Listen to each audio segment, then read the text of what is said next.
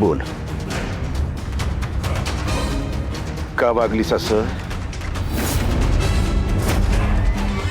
ते बोल की, तोंडात काय मिसरी कोंबली का लकवा मारलाय? किंवा मात्र माझ्या आयुष्याची माती करायला जबाबदार आहेच, तू पण आहेस. मी चित्त असताना तू मंगळसूत्र घालायचं सोडून दिलंस, विधवा बनून जगलीस. आता बस, या सगळ्याचा हिशोब करणार आणि त्यात तुझा निकाल लावणार. थोबाडाकडे काय बघतीस? फायदा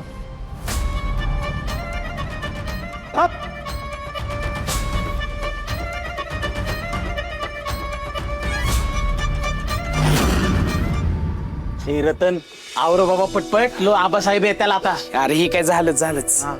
जो आलेच आबा.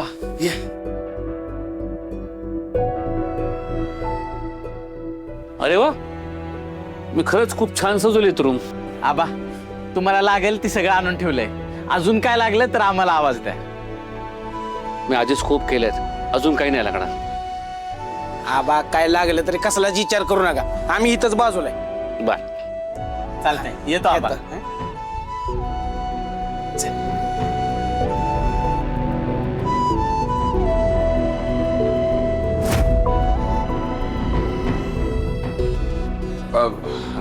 आबा आई तुम्ही झोपला नाहीत अजून?